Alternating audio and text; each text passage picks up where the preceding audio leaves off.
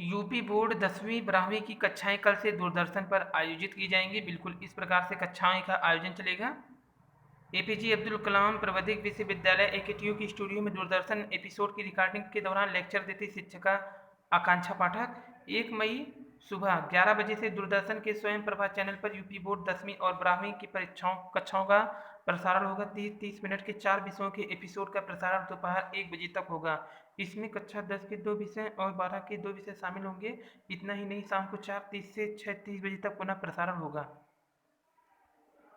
यह जानकारी माध्यमिक शिक्षा विभाग के उच्च अधिकारी ने दी है। उन्होंने बताया कि पहले चरण की तैयारी पूरी कर ली गई है।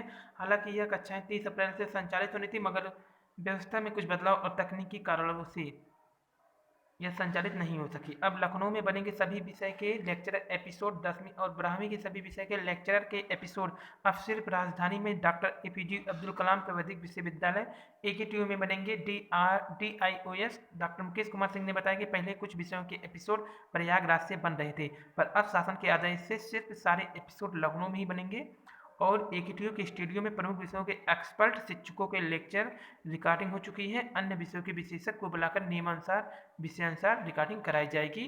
तो दूरदर्शन पर अब सभी छात्र पढ़ सकेंगे, जो कि प्रसारण होगा सुबह 11 बजे से स्वयं प्रभा चैनल पे।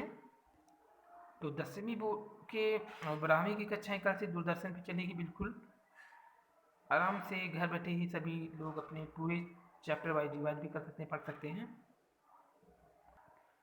अब विश्वविद्यालयों को 25% कोर्स पढ़ाना होगा ऑनलाइन। दिल्ली हाईकोर्ट ने कहा है ई एजुकेशन बच्चों को खेल नहीं, शिक्षक करते हैं ज़्यादा मेहनत।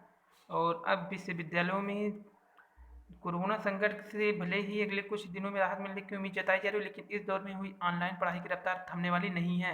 विश्वविद्यालय दूसरे उच्च शिक्षा संस्थानों से लेकर के एक बड़ी योजना बना रही है। कोरोना संकट खत्म होने के बाद भी शैक्षणिक सत्र से अब 25% कोर्स ऑनलाइन पढ़ाना होगा। सभी विश्वविद्यालयों को अपने अपने मोबाइल ऐप बनाने होंगे।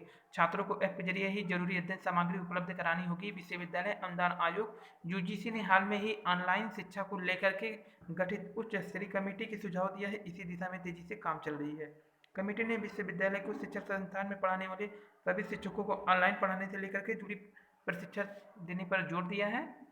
तो अब यूजीसी की उच्च स्तरीय कमेटी का सुझाव है कि मोबाइल ऐप बनाना जरूरी, शिक्षकों को ऑनलाइन पढ़ाने का अब दिया जाएगा प्रशिक्षण।